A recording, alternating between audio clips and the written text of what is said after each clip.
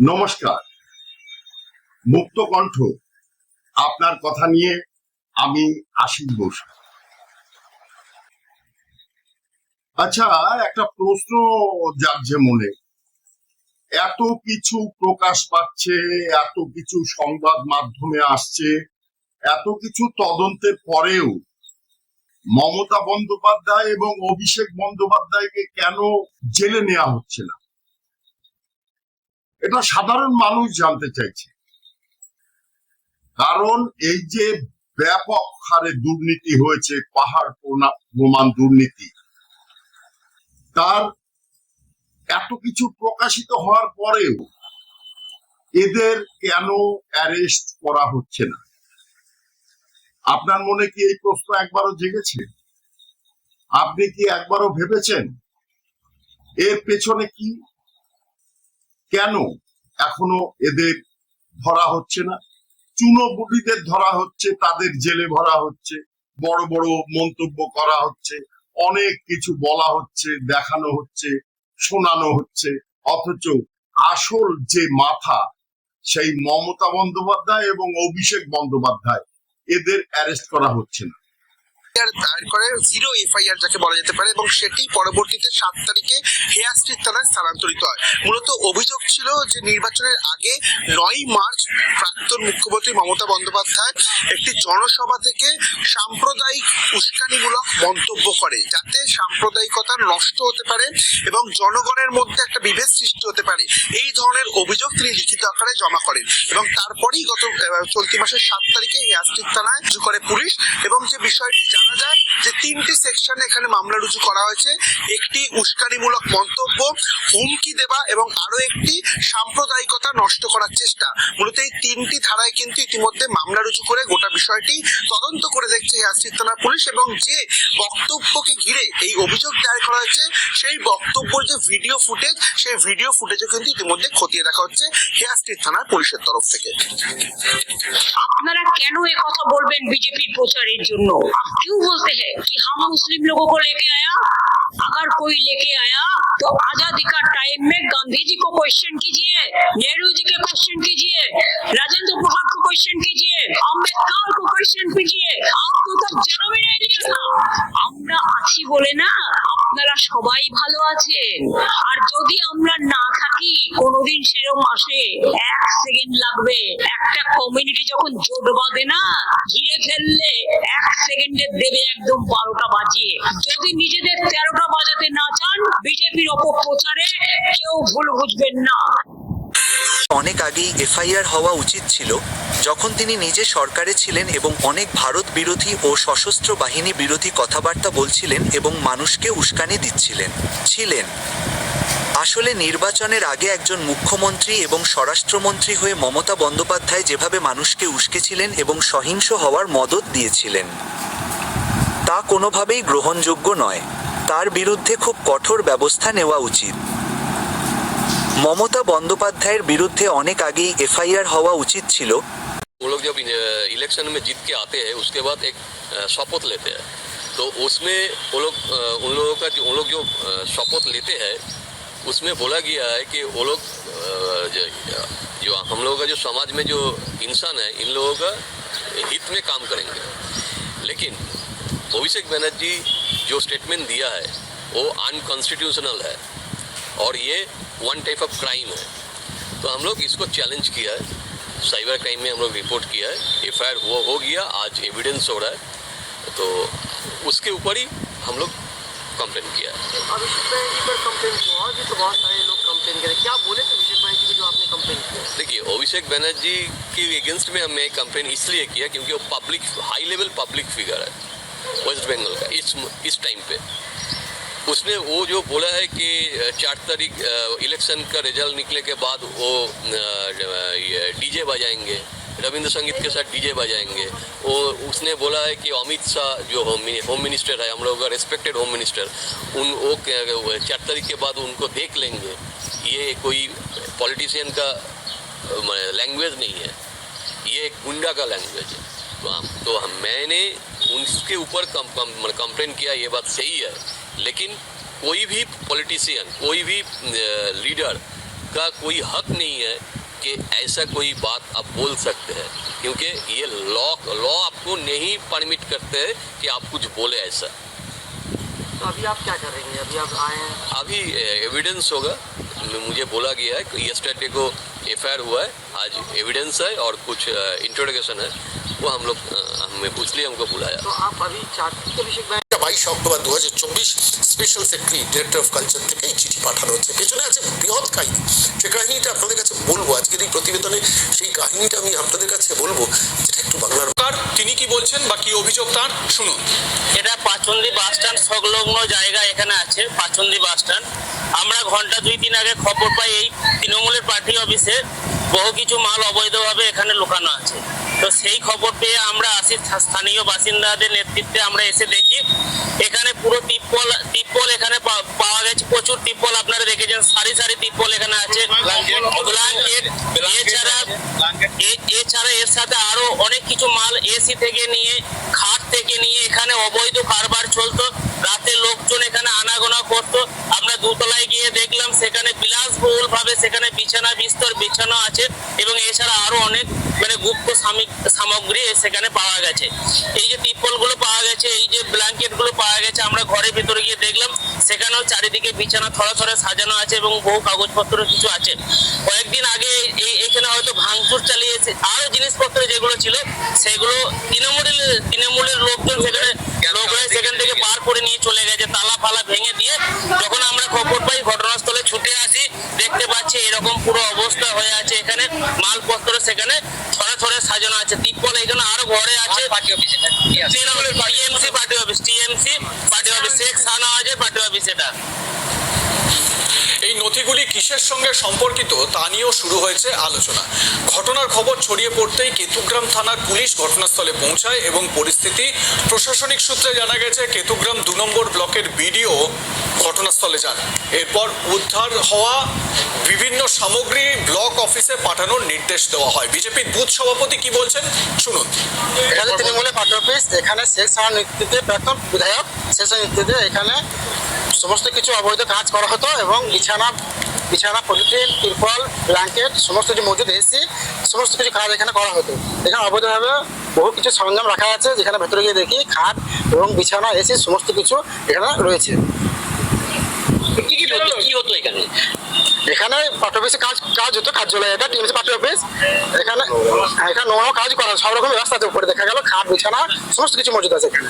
পাওয়া গেল এখানে তিরপল, ব্ল্যাঙ্কেট আর অনেক কিছু আছে। সেগুলো সাধারণ জনগণকে দেওয়ার জন্য নিয়েছিল, এটা না দিয়ে এরা।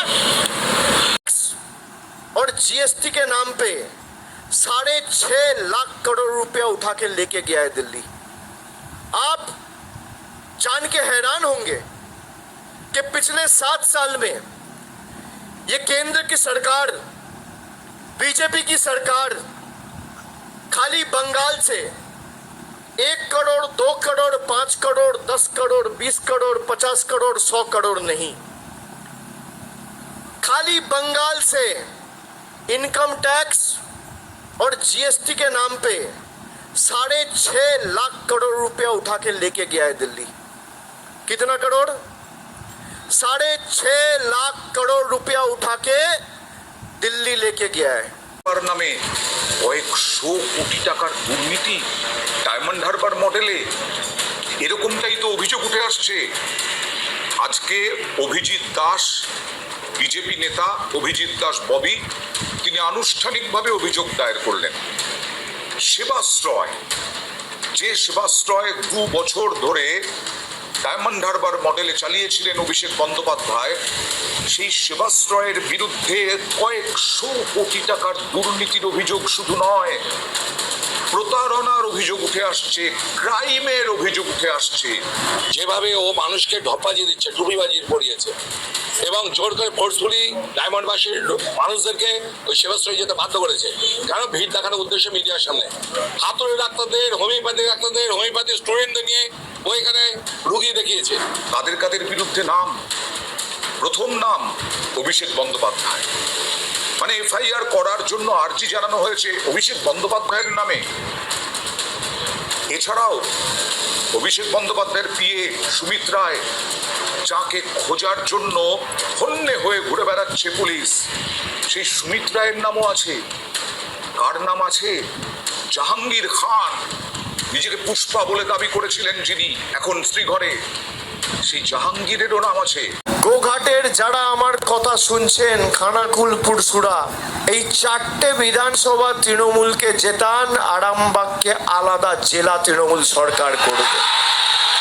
4টে বিধানসভা থেকে এই তৃণমূলকে জেতান।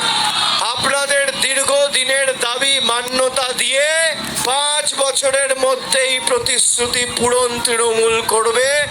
4টে আসনে তৃণমূলকে জেতান। আরাম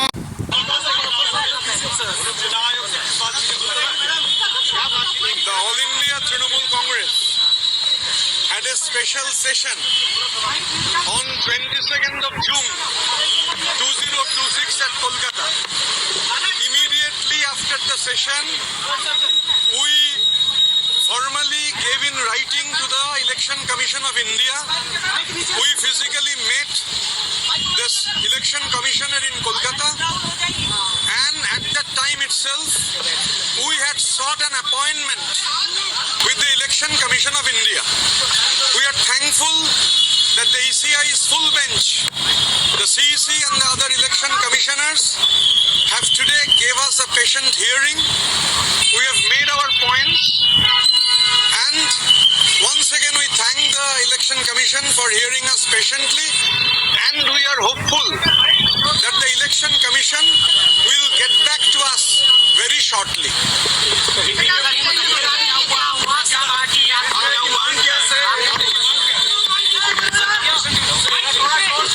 2026 का जून महीने का 22 तारीख कलकत्ता में ऑल इंडिया तृणमूल कांग्रेस का एक स्पेशल सेशन हुआ। स्पेशल सेशन में जो निर्णय लिया गया, हमारे बीच हमारे पार्टी का चेयरपर्सन অরূপদা কোথায়? অরূপদা के सामने থাকো, सामने আসো, सामने এখানে আসো। बोल रहे हैं, मैं सुन चुका हूँ, थोड़ा धीरज रखिए। औरत के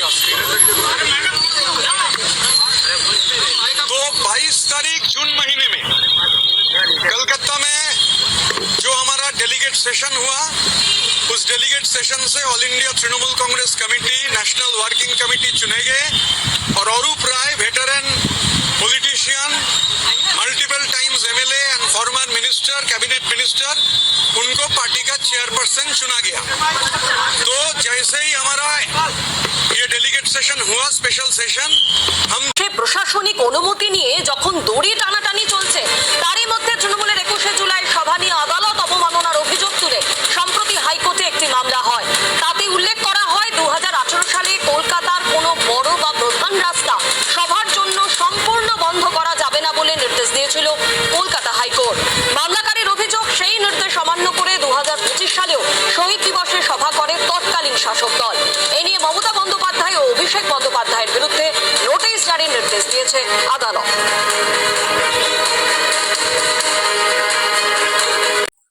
অভিষেক তো যে কোনো দিন পালিয়ে যাবে, সুযোগ খুঁজছে, এবং সম্ভবত তাকে সুযোগ দিয়েও দেওয়া হবে বিদেশে যাওয়ার জন্য।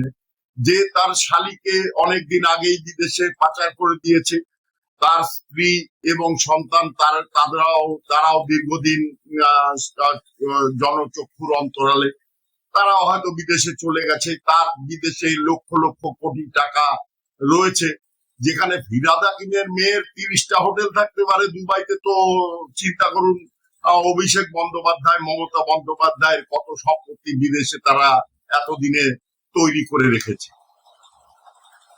তার যে